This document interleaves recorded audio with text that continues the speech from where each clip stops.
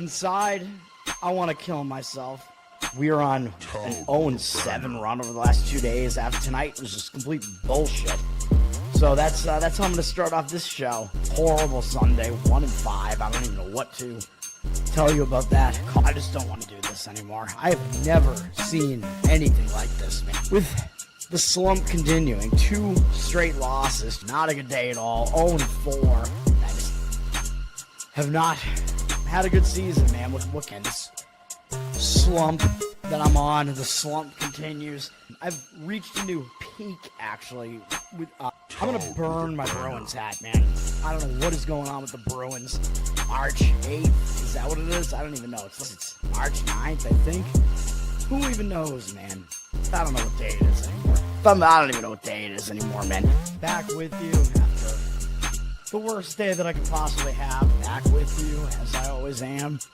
Until I die, at least.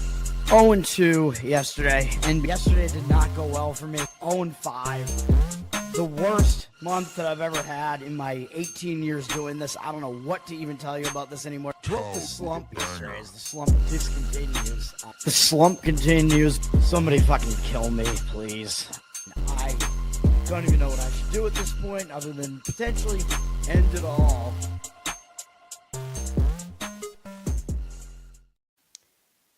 Better late than never, baby. What's up? It's Toad back with you. Toadstool Sports. It is Monday, February 23rd. We're in the middle of a monster blizzard here in New England. Lost power for me at 4:30 in the morning. It woke me up. It was awesome. I was obviously really thrilled about that and really happy about that. We got it back about an hour ago, so Eastern time, 2:30 p.m. Eastern. Had to pound some coffee, had to get ready for this. I did all my handicapping on my phone because the only way that I could access anything without power was I had 5G on my phone, but even that was like cutting in and out. But I did all the handicapping. Luckily, it's a very small board today. I'm going to give on one play today, and it looks like it's not even, the market's not even agreeing with it. But, okay, fair enough. Yesterday was a really nice day. We went 3-0 on the show. Wisconsin pulled away late in the game. They were able to start pushing the pace a little bit. Did get some help from some fouls that were going on and stuff, but they still ran away with the game. So even if you laid the worst number on it, which I never really recommend doing that, but, you know, I liked the side quite a bit. I liked the situation quite a bit. So, I mean, money line would have hit. Any number, 3.5, all would have hit. So if you played that for less money, that was good. The Bulls hung in there, and they got the job done for once and covered. It still didn't win, but they covered, and that's what we needed them to do. They had some chances. They were within 2 points with like 4 minutes left, I'm pretty sure. And then the Portland Trailblazers pretty much ran away with that one. Easy win with the Trailblazers. Suns put up absolutely no offense in that game. I guess sometimes maybe tired legs does mean that you can't shoot the ball at all because they only put up 77 points in the game. It was a horrific offensive performance from the Suns. So I think it was the Suns, right? Yeah. So we got that one right as well. One thing that I mentioned on my Instagram video when I talked about that game that I forgot to mention on the show was the Suns. They were coming off a huge double overtime win, of course, but not only that, but they won it dramatically with a 3 at the buzzer. So that made it even crazier. And I have to wear my Celtics hat because the Celtics just blew out the Lakers in LA, baby. So even though I didn't really expect them to do that, I'm always happy if the Celtics embarrass the Lakers, man. So it was a good day for me. And then, we lost power, but I'm happy we got it back. So now it's, we're warm. Let's get into it, man. I'm not going to talk about too many games. I'm going to talk about the big games, talk about the NBA. I'll give you one play in college basketball, and I will get out of here. Kyle, what's up, man? Oh, you're in Vermont. Yeah, that's right. I forgot about that. Yeah, we have some New England guys here. Yeah, you guys kind of got lucky that this storm missed you. Dude, the wind was absolutely nuts. It was like some of the strongest wind that I've ever felt. Like, my building is a fairly new building, and it was shaking, dude. Like, it must have been, I would guess it was probably 60-mile-an-hour winds, which makes everything worse because some of the snow, as the storm started, it was still like 32 degrees, so some of the snow wasn't actually like accumulating, it wasn't sticking, and I'm like, oh my god, like how much accumulation are we actually going to get?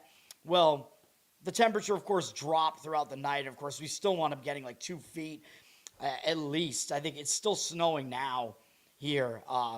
If you want to see what it's like here, if you go look at max velocity, he must be the biggest like weather YouTuber at this point, right? He's huge now. But if you go look at him, he had one of his chicks going out and driving around in the South Shore of Massachusetts, where things are crazy, man. It was like a hurricane and a blizzard simultaneously. The ocean like flooded into the streets in the coastal towns, on top of the fact that we already had a foot of snow still on the ground from the snowstorms over the past few weeks. We've had snow every week for 4 straight weeks, and we got 2 feet like 3 weeks ago, too, or something like that. So some of that was still, we still had like at least a foot on the ground in some places, and this came down on top of that. So it's hard to even tell how much we even really got. We're buried in it, dude. After some fairly weak winters, this winter has been really, really insane. Like one of the most insane. I didn't think it was going to be this crazy. It's one of the more insane ones on memory, in my memory, man. Up there with 97 was probably the craziest. And then 2013 and 2016 were both pretty crazy, if I can remember. People say 2003 was nuts. I don't entirely remember that one. Must have been, I think I was in college. I was in Worcester at the time, so I don't know. But back then, Worcester got a ton of snow back then, but it was just kind of, I don't know. It was just, that was the thing. And being in college, like, I don't think we ever lost power in those college buildings. So it was like, I don't know, whatever. We did have certain situations where class was canceled and stuff. But yeah, I don't know. Anyway, let's do today, man. We got some big college basketball games on ESPN. Really, it's 2 huge ESPN games, and then all the other games are in the Southland, except there's one random SWAC game, too, which I'm going to skip most of these games, and I'm going to talk about all the TV games. And it just so happens that the TV games are all of the actually most interesting ones. So that's what I'm going to hit. Not going to be a long show here today, or at least I hope not, because I always say that. ESPN, 7 p.m., number 24, Louisville is at number 18, North Carolina. But people look at this line here, they're probably going to be tempted to take the points with North Carolina, right? Because, North Carolina is the higher-ranked team. They're at home, and they're getting now 3.5 points. It looks so easy to take the points with North Carolina, right? But I would push back on that. Obviously, actually, I don't have Mr. Pomeroy up right now. He's going to concur with the odds makers. You know he will. He's got Louisville as the better team, 15th in the country. North Carolina, he has it 30th. Sorry, Garrett. And he actually has Louisville better on both offense and defense than North Carolina. Louisville, I talk about how they're really high variance, though. But he does have Louisville as the less lucky team versus North Carolina as well. So all the numbers and, the fact that the line looks really, really weird point to Louisville. But a problem is you could have gotten a much better number with Louisville earlier, like this morning. You could have gotten like 2, or actually, I guess 1.5, or maybe even 1 when the line opened. So I don't know if I'd really want to lay 3.5 with Louisville, but I do expect Louisville to win this game.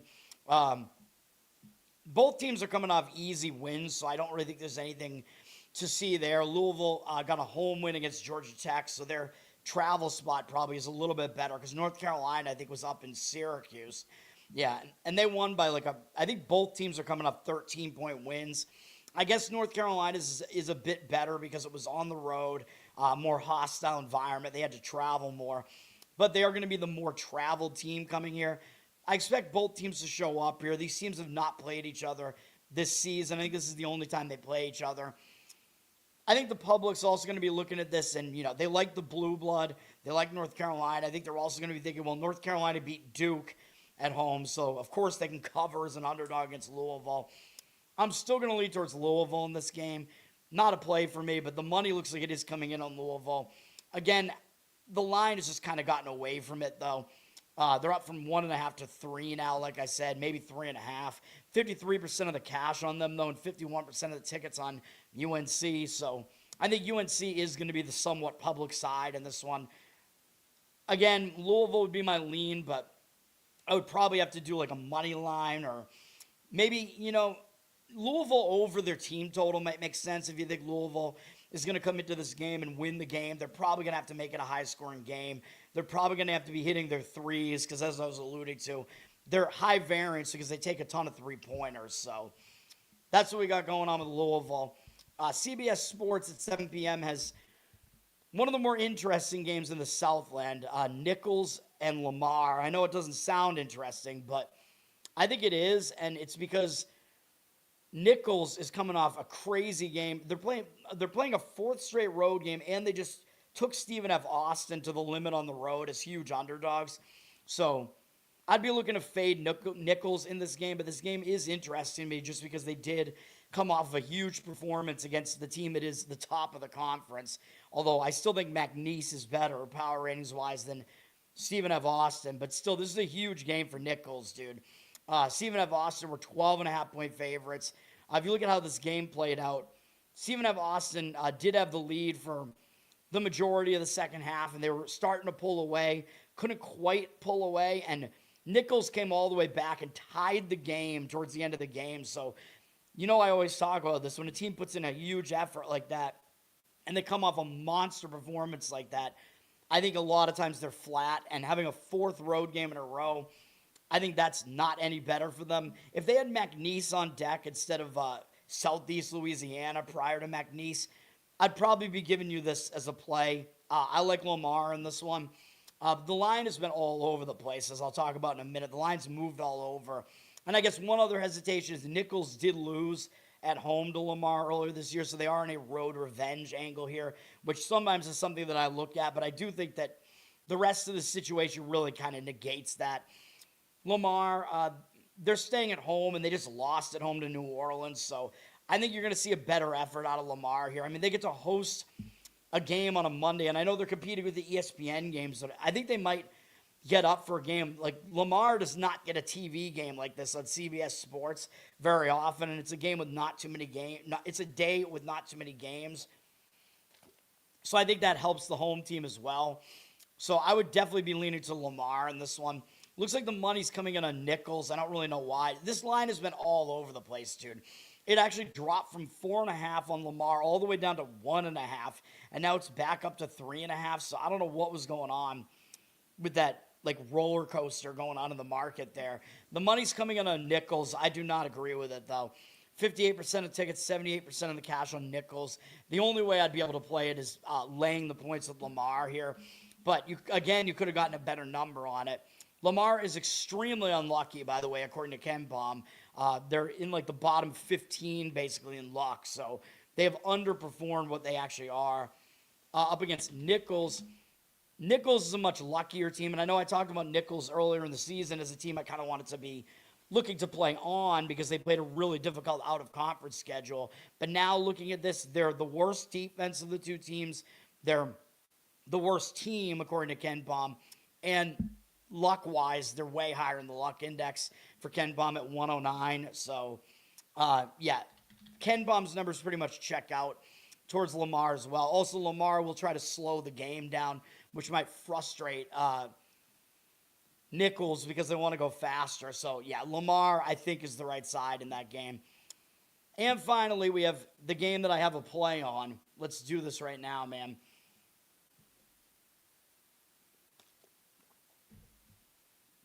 Unfortunately, I'm going to go against my boys in Houston because, I'm a fan of Houston just because I like that they play disciplined. I like the fact that they play defense, but Kansas is not a bad defense, and I think this spot sets up way better for Kansas.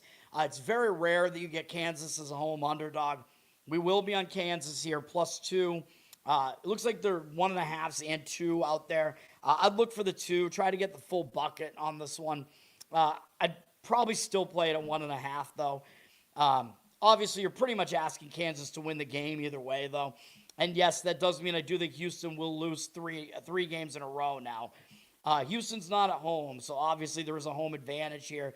That is being factored into the line, but I think the disparity between these two teams as far as the new rankings that just came out is a little bit too crazy based on what these teams actually are. Houston's at 5th in the country right now, and yes, Houston is pretty much right where they're supposed to be. Ken Baum probably has them right around there. Yeah, he has them 6th. So they're ranked pretty appropriately. Kansas, this game is the second of the doubleheader on ESPN, by the way. Kansas, well, I guess I'm wrong about that because Ken Bum does have them 19th in the country, but Kansas, they're a very good defense, dude. Like, defensively, they can compete with Houston. And Houston, they've had some offensive droughts, man, so I don't know how much you really trust their offense, but a lot of this is going to be about the schedule. Yes, I know I'm worried that Kansas is a little bit higher in the luck index than Houston is. Both teams are sort of, well, I don't know. Ken Bum, I mean, he's got Houston kind of mid-tier luck, and he has Kansas as the more lucky team, but this is all about the scheduling spot. Look at what Houston's coming off of, dude. They just had two huge close games at Iowa State and then at home against Arizona, where they probably should have been able to beat Arizona, and then they fell just short. And I think a lot of people are going to expect Houston to bounce back here. You're basically picking the winner here, and Houston, like, I think the public is going to be on the Houston side because, Houston, they should bounce back here. They just lost to two elite teams. Kansas is not as good as those teams. They're going to look at what Kansas did in their last game and think, well, Houston looked pretty good in these two losses, right? They just lost to two really good teams. That is true, and I still think Houston is one of the elite teams in college basketball, but I think this is a difficult spot, man. A second road game in 3 games and 3 monster games in a row. So I actually don't expect them to bounce back here. I think they might pull a Vanderbilt. If you remember when Vandy had a setup like this, when they lost their undefeated status, they got hung over into the next game, and then they actually lost a third game in a row, I think, because they just had a run of like a bunch of huge games in a row, and it's just hard to keep up that effort. For Kansas, the spot is so much better for them, dude. They got bombed by Iowa State 2 games ago, and they did beat Arizona, but I think, that might just negate. Those games might negate each other in the public mind. Like, yeah, Kansas beat Arizona. Houston did not beat them, but Kansas also got crushed by Iowa State, and Houston was way closer against Iowa State, so, the public might have something to say about that. But look at what Kansas did in their most recent game, man. And I told you I liked Cincinnati in that game because I thought Kansas got caught looking ahead because they had Houston and Arizona on deck. They had a horrible game against Cincinnati, dude. Kansas lost outright by 16 points on their own floor against a Cincinnati team that really can't score well. Though Cincinnati, they're better than people think they are. They're actually a really good defensive team. But Kansas, again, I just think they were looking ahead. It was a horrible game. And when you see a team that was a double-digit favorite like Kansas was at home and they just completely bombed the game like that, and you kind of explain why, because they were looking ahead to this, I think you're going to get a huge bounce-back effort from that team. They know it's a TV game. I think these crowds get crazy for these TV games, man. It's at Allen Fieldhouse. It's going to be wild environment, similar to what it was for Arizona. We will be on Kansas here. I do not hate the under in this game either. Whereas I think an over might be worth a look in Louisville and North Carolina, by the way, because neither team is very Louisville just chucks threes, and North Carolina is not good on defense. So I think an over does make sense in that game, but Louisville, especially over their team total, because UNC is the worst of the two defenses. I think that does make sense in that game. In Houston and Kansas, we're looking at 2 good defenses, man. So an under does make sense to me in this game as well. The total for the Louisville UNC games at 162. This one in Houston, Kansas is at 138. So it is expected to be a low-scoring game. The money looks like it is agreeing with both of those sentiments for me, by the way, for what it's worth. But we will take Kansas plus the points in that one. Yes, I died. The blizzard killed me. Yes, 3-0 yesterday. Charles, thanks for hanging out. The blizzard cut out my power. We had extreme winds. It was basically like a snow hurricane. Here we're buried in snow. It's absolutely insane up here, but I got power back, so I'm doing the show. We'll talk about NBA, and then I'll get out of here. I don't have anything in the NBA tonight. There are 3 games. There is a Peacock doubleheader. Spurs at Pistons is the first game. It's a good game. This is the only good game tonight. The other 2 games are garbage. This one is good, though. 2 good teams here, 2 teams that will be in the playoffs, obviously. San Antonio's on a huge run right now. They've won whatever this is, 7 games in a row, 8 games in a row. whatever it is. But they're coming off, a game where they just beat Sacramento, whatever, so they will have to step up in class here. But, I talk about this when a team starts a road trip. A lot of times they will have a lot of focus in that first game for the road trip because they want to kick the road trip off on the right foot. They got momentum coming into this. They had kind of a whatever type of game against Sacramento where I don't know if they covered that game or not. I think they came right in around the number there, winning by 17. So that was kind of, I think, just a go through the motions type of game. They gave up a lot of points, 122. Pretty bad considering Sacramento has basically shelved all their good players for the rest of the year. But I think San Antonio they just went through the motions in that game, man. I think they did not put in a huge effort in that one. Detroit is returning home from a road trip, although it's only a 2-game road trip. But they went to New York and Chicago and won both games by double digits.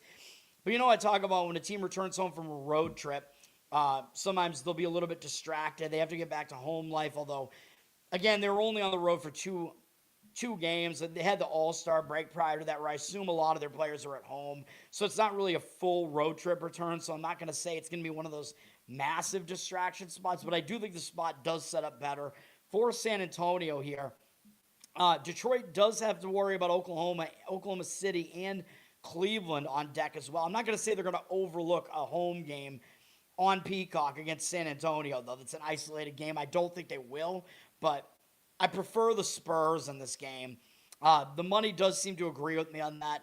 Pistons down from 1.5 to 1, 50% of the tickets, 67% of the cash on San Antonio. I would agree with that one. All right. And that's the only really good game of the night on the NBA slate. Yes, thank you. We were without it for 10 hours, I believe, which, I guess it could be worse, but it was enough that the temperature fell down to 61 in my house. But I have good heating, so I have gas heating. I have new HVAC stuff from not that long ago, too, so my heat's good, man. I cranked it, and it was back up to like 70 degrees in here, probably in about 20 minutes, so maybe less. Sacramento at Memphis, this is just a horrendous game, dude. Like, if you bet on this game, I think you're probably an insane degenerate because I just don't know what you're doing if you're betting on this game. We're looking at two teams that basically have nobody in their lineups here. These teams have both packed it in for the season. They're both playing a bunch of backups. Like, this game, yeah, good luck with this game if you try to handicap this. Sacramento's on a massive losing skid. They've lost countless games in a row at this point. They've lost 16 straight games, but now they're playing a second straight road game. They do have Houston on deck. Maybe they'll show up for Memphis because Memphis did beat them at home on February 4th during that streak, so maybe Sacramento does have a little bit of a road revenge thing going on here. Memphis just had a not-so-great game at Miami, and now they're coming back home from that, so yeah, I don't know how to read this game at all, to be honest, man. This is a game that's just, it's a total stay away. The money is coming in on the Kings for what it's worth. Market read says the Kings. The Grizzlies are already down from 4.5 to 3, so you've lost a little bit of line value here. 63% of the tickets are on the Grizzlies, 61% of the cash on the Kings. So, looks like a pros versus Joes scenario in this one. I want to stay away from this game. I'm staying as far away from this game as possible. Let's just put it that way. Maybe the Kings will finally end their losing streak, man. If they're going to do it, it might be in a game like this where they're playing another team that has literally nobody in their lineup. So this is a game, I can see the argument for the over. I know the total's flipped to the under, the 232.5 here, but when you get a game like this, it's basically just like a scrimmage. I know guys are playing for contracts and stuff like that, but I don't know if the defenses are going to go completely nuts in a game like this when both teams are dead at the end of the season. It could wind up just kind of being more of an offensive style game. Let's just put it that way, which you see happen in some of these games at the end of the NFL season too, because guys don't want to get hurt too. You know what I mean? So I would not really disagree with an over in that game as maybe a way to play that. Jazz Rockets is the last game on Peacock. We know Houston will be a huge favorite because they're the way better team. The Jazz are dealing with some injuries as well here. The Jazz have not won since before the All-Star break, but they only played one game so far out of the All-Star break. They went to Memphis, and they've been off since Friday. So the Jazz are a pretty rested team at the very least here. They'll be the more rested team because Houston is actually coming off a big game. They're returning home from playing in Charlotte, where they got a nice win coming out of the All-Star break, beating one of the hot teams in the NBA, Charlotte, and then they had a game they probably should have won, but they had the Knicks completely on the ropes at Madison Square. They were up 18 in the fourth quarter and imploded and lost the game. That's hard to get back up off the mat after that, man. And they're returning home, although I know it's only a 2-game road trip, so I'm not going to say you're going to necessarily get totally distracted on the return home. And I know you're hosting a Peacock game, that's a big TV game, but I think this is actually the best lean out of the 3 games here. I would lean to Utah plus the points in this one, although the line's gone down a little bit because, I'm not doing this in the morning, so couldn't get ahead of some of these line moves here. Although the game that I like, the line hasn't really moved, so there you go with that one. But yeah, I would lean to the Jazz plus the points here. I mean, I just don't know how Houston really totally gets back up off the mat after having the Knicks on the ropes and then falling short in that game, somehow blowing that lead. Now you come back home and you play the Jazz. Yeah, I just don't know how you totally get up for it enough to cover a double-digit spread here, man. I know the Jazz are a massively injured team, like I said. Nurkic has been shut down. Jackson, who they got in the trade, he's shut down. Markkanen actually might be back, which is an interesting hiccup in this game. Actually, he's been back for a while. How did I not know this? I thought Markkanen was like... No, I guess I do remember when he came back, I guess. Yeah, so... well, there's no change there, I guess. Markkanen's been back for a while. Oh, no, I was thinking of Kessler. Never mind. Dude, I get the big white guys confused. My apologies. Kessler has been out for the season. Markkanen missed a little bit of time, but he's been back for a while.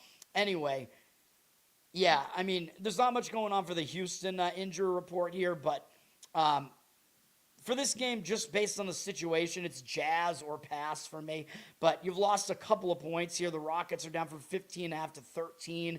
Some of the money seemingly agreeing with me on the Jazz here. 59% of the tickets are on the Rockets. 84% of the cash on the Jazz. I agree with that, with the money on the Jazz there.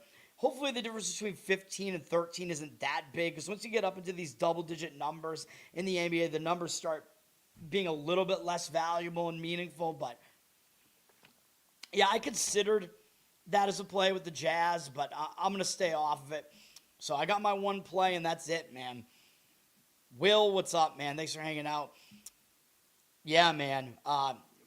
Dude, you're in Mass. How do I forget all you guys are in New England?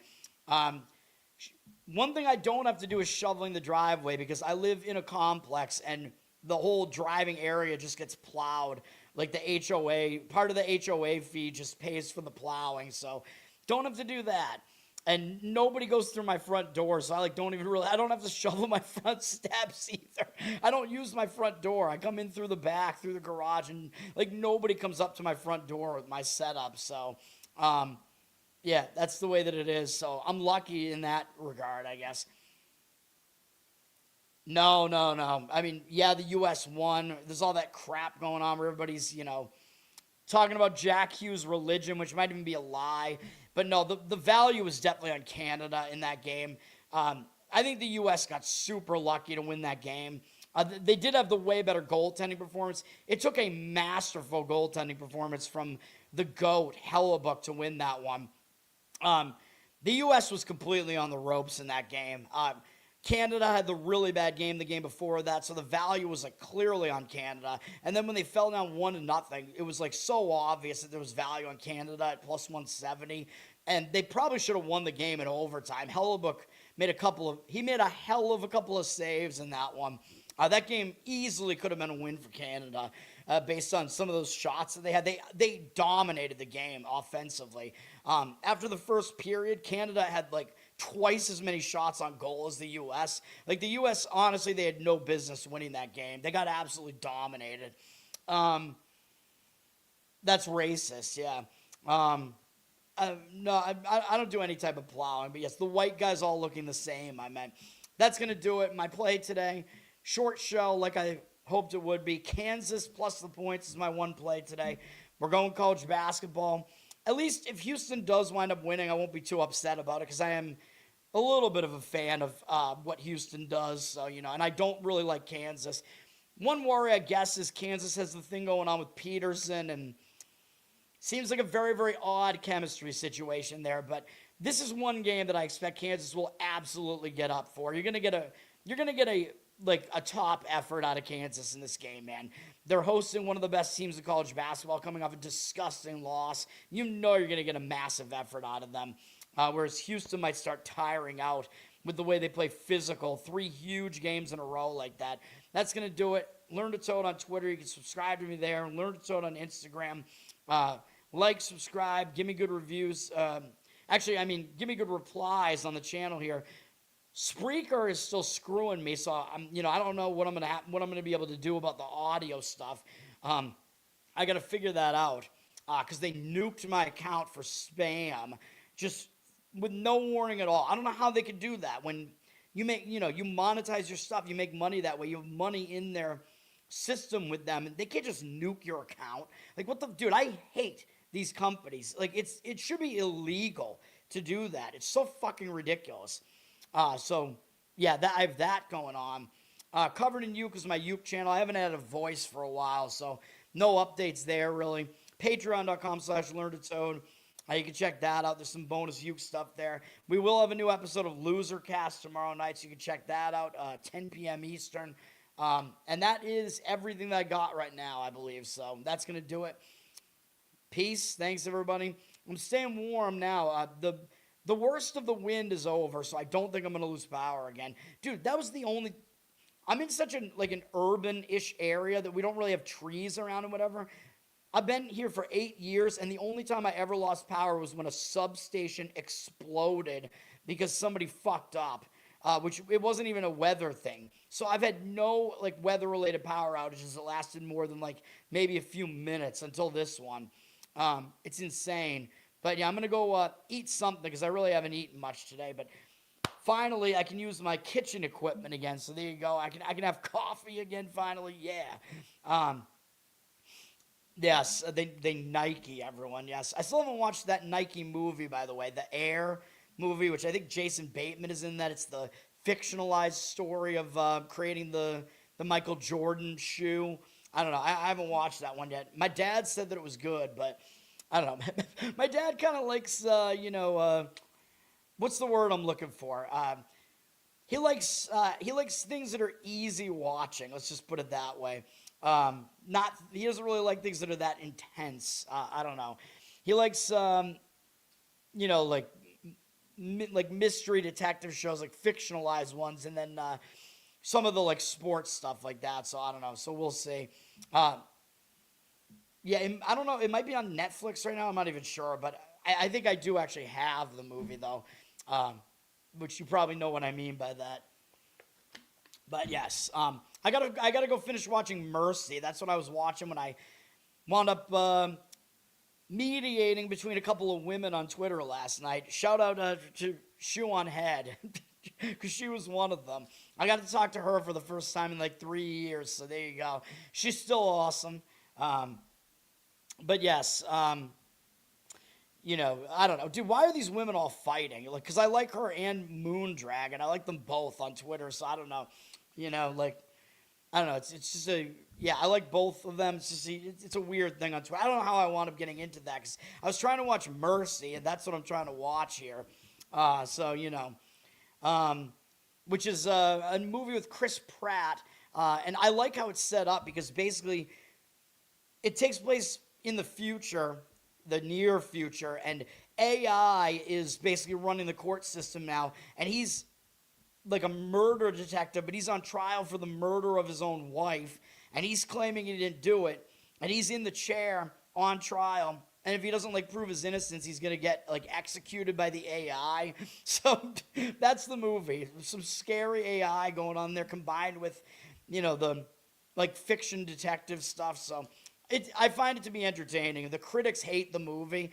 It's one of those movies that has like a horrible critic, like 30% on Rotten Tomatoes, but it's like 85% audience score. So that means that the people actually are fans of it. It's entertaining, and I like the way that it's set up because it's actually set up like in real time. Like you have an hour and a half to prove your innocence. The movie's an hour and a half, so I'm pretty sure the whole thing is like just happening in real time while he's sitting there in the chair trying to prove his innocence. So yeah, I don't know. It's an interesting concept, and me, I am not a fan of AI, and this is not really a pro AI movie. So there you go.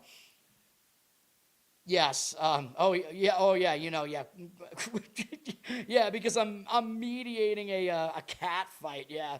All right. That's gonna do it, man. I'll be back. I'll do a bracketology show, I guess, like I usually do tonight at some point. Um, we're heating up, man. We're about to get to March Madness here. Hopefully, we're heating up with the plays too. But tonight's either going to be 1-0 or 0-1. So it's a small Monday board and card. So we'll see. But yeah, we're getting into that stretch run leading up to March Madness where everything is pretty fun to talk about for me, at least, as far as who's going to be in, who's going to be out. So I'll be back with that probably later today. That's going to do it for now. Thanks, guys. Peace.